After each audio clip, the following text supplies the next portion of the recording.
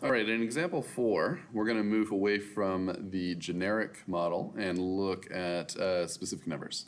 So it says, what type of relationship does the set of ordered pairs x, y satisfy? How do you know? Fill in the blanks in the table below to help you decide. The first differences have already been computed for you.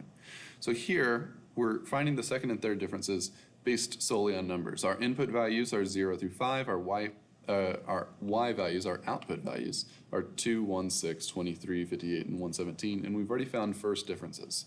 So 1 minus 2 is negative 1, 6 minus 1 is 5, 23 minus 6 is 17, 58 minus 23 is 35, and 117 minus 58 is 59.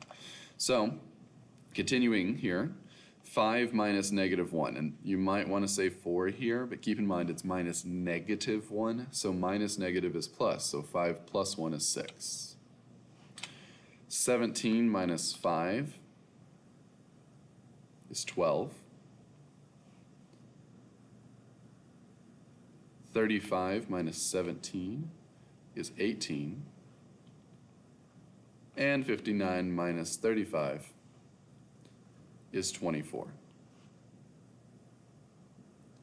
The third differences, you'll notice, are all going to be 6, because 12 minus 6 is 6, 18 minus 12 is 6, 24 minus 18 is 6. Using what we know, we can see that the third difference is constant. And if we look back at example 3 says that if the third difference is constant, the function is cubic. So, what type of relationship does the set of ordered pairs satisfy? It is cubic. Because the third difference is constant.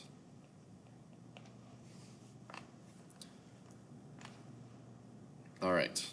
So example 4 is actually a lot more intense than the previous problems because of this second part. It says find the equation of the form y is equal to ax cubed plus bx squared plus cx plus d that all ordered pairs above satisfy.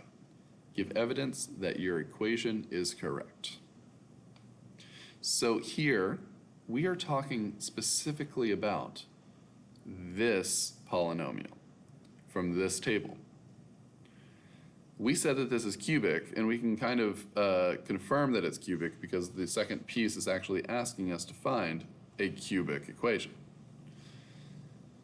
When we're looking to solve this, it's very important that you realize that this table is going to describe this specific polynomial. But we're going to be utilizing this table as well, because this table describes every single possible cubic polynomial that you can come across. Since we know that the problem in example number 4 is a cubic polynomial, we can refer to this table quite a lot as we're going through this. If we were dealing with a quadratic in this table, then we wouldn't look at this table, we would actually look at this table here, because this table describes all possible quadratic polynomials. So you'll see what I'm talking about as we're going through this. All right, so really the whole crux of this piece is finding out what the value of your coefficients is going to be. You want to know what A is, what B is, what C is, and what D is. The easy one to find, and there's one specific one that is super, super easy to find, is your D value. Really, don't call it your D value, call it your end value or your last value or something like that, because it doesn't matter what type of polynomial you've got. If it's a linear polynomial, ax plus b, a quadratic polynomial, ax squared plus bx plus c, or a cubic polynomial, ax cubed plus bx squared plus cx plus d, there's one specific number that you could plug into your x value of all of these and get rid of all of this, leaving you with that last value in each one. That specific number is 0. So if we were to plug in 0 into x, a times 0 would go away in all of them. bx, so b times 0 would go away. And then in the last one, c times x, we would have 0 there as well, leaving us with just b in the linear, c in the quadratic, and d in the cubic. So in order to find d here, I need to plug in 0. Luckily for us, in our table right above here, we actually have a coordinate that has a 0 as an x value. The y value is 2. So we can plug in 0, 2 as a coordinate into this equation and actually solve for d. So, step 1. Determine your end value. Okay. To determine your end value, you plug in 0 into x. We know that we also get 2 out for y in this case. So 2 is equal to, actually let me rewrite this out right above it so you can see where I'm plugging in. Y is equal to ax cubed plus bx squared plus cx plus d. And we're going to plug 2 into y. And we're going to plug 0 into all of my x values. So a times 0 cubed plus b times 0 squared plus c times 0 plus d. And if you notice, a times 0 goes away, b times 0 goes away, c times 0 goes away, and you end up with 2 is equal to d. So we have figured out what our d value is. Our d value is 2. All right, that one's super easy. Super easy to find that. I'm going to change my color here. Next one we're going to find is a. So step 2 is find a. So a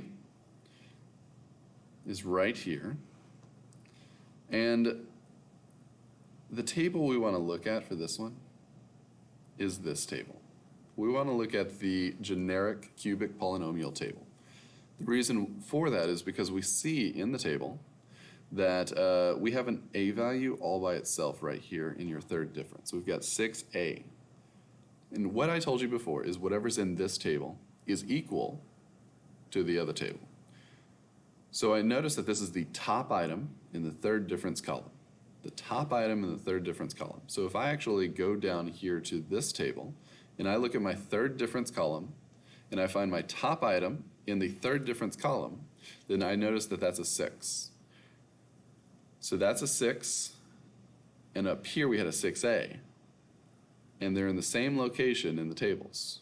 And because they're in the same location in the tables, they are equal to each other. So to find a, I can just say that 6 is equal to 6a.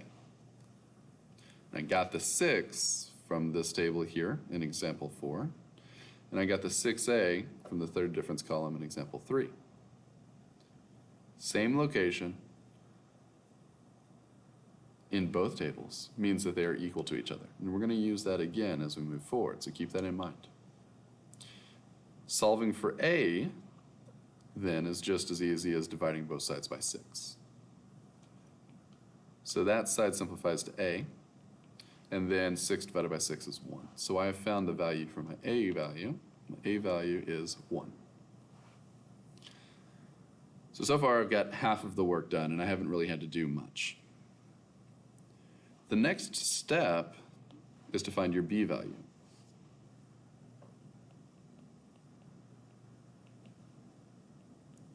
Find b.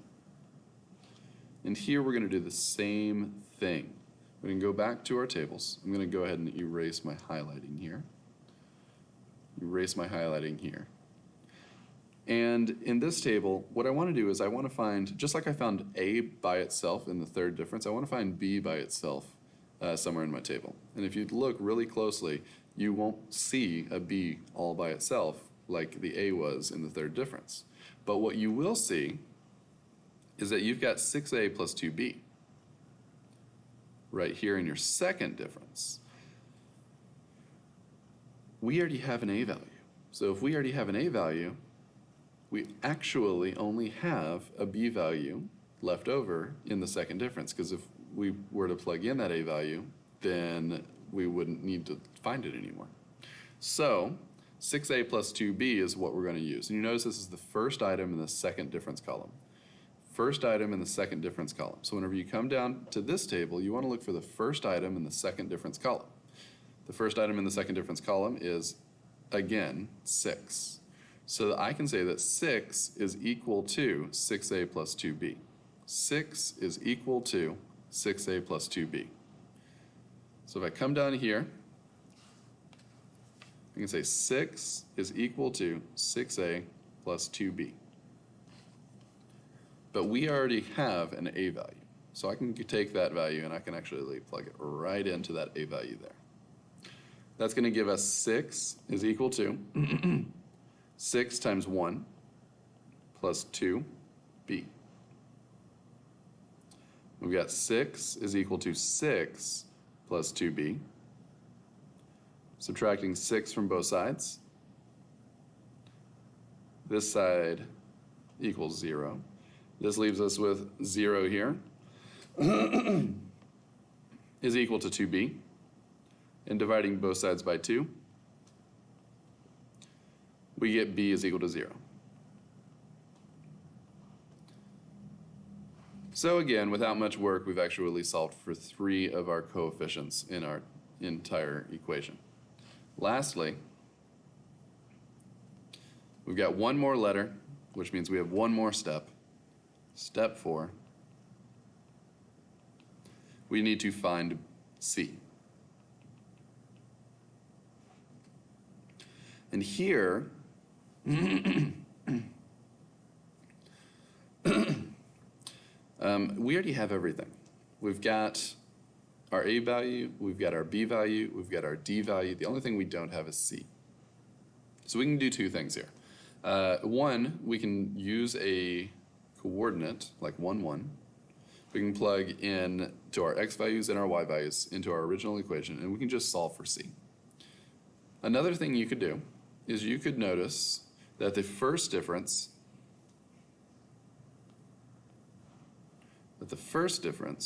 in right here is a plus b plus c. You've got a, you've got b, you just don't have c. And the first difference here is -1. So you could set those equal to each other and solve. I'm going to go ahead and use a coordinate. So I'm going to use the 1, 1. I'm going to plug in 1 into x and 1 into y. And I'm going to use these values that we've already found, the 1, the 0, and the 2, to plug into a, b, and d. The only thing we need to find then is c.